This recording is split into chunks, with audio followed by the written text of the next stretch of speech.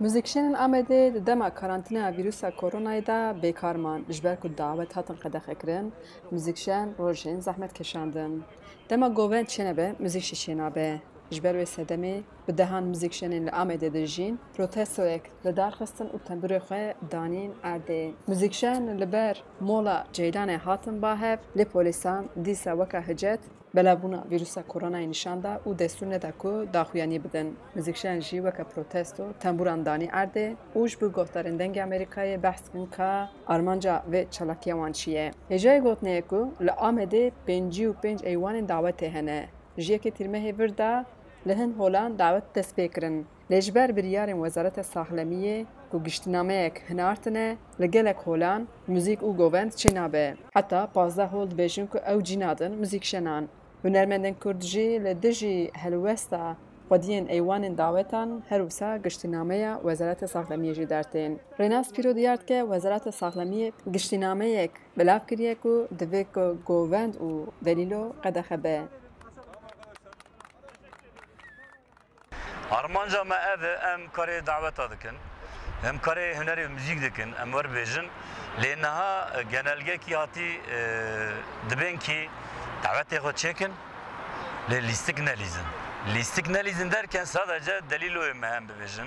Lîstikê me yê me Kurda bire nelîzin. Çiftetelî serbest e, romana wasî serbest e, harman dalî serbest e, lê lîstikê me dibê qedexeyê. Ha, belkî lîstikê me wek em bibêjin govenda me cî da, wek şewko, em dikevin milê ev pir temas em dibêjin ya. Em nelîzin, lê em kanin delîlo bi navber bidinê bilîzin. Yani temel sebeba me em dibên kî we biryarekî dayê, ev biryar şaş e, ya di tundî da me bi di bin da biravî karê nebe, yan jî eger ku ji wî re rêkê heye, ê me jî rêkî wî heye. Yani di vê hêvê de derheqê viya da agahîkî yan jî biryarekî zelal werid dayîn û van evalê me mexdûr nebin. Temel armanca me ev e. Helîmê Omerî hunermendek nav dengê li Amedê ye. Ew bi kemençeya xwe govend û dîlanê xweş dike. Ew jî behsa vê çalakiyê dike. Wek hûn dizanin hemî dinya di sürecekî wekî pandemî da derbas dibe ji ber vê yekê hinekî ser amûrên me li ser xebata me ser hunera me jî hinekî astengî çebûn ji ber ku pandemî sürecekî pir girîng e.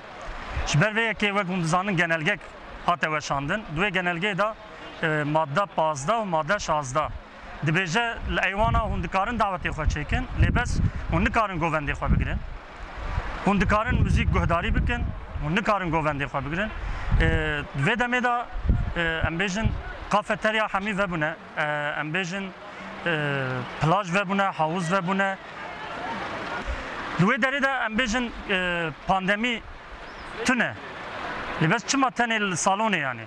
Yani ev ji hev vegirtin tenê di govendê da wê çêbibe. Em dibêjin bira maske hebe, bira sosyal mesafe hebe, bira lepik destê xwe xin, dîsa govenda xwe bigirin.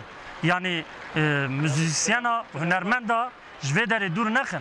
Bi salan ez vî karê dikim, lê berê jî heta niha jî hîna tu em bibêjin weka güvencekî hunermenda tu neyê. Yani timezê dikî sendîka an jî em bibêjin dernekê bazarciya heye, sola heye, nizanim kî heye kî, lê weka huner û hunermend hîna her yek li cihekî ne tu pêşeroja wan ne diyarim rastî. Xecî Canfaqîn, Dengê Amerîka, Amed.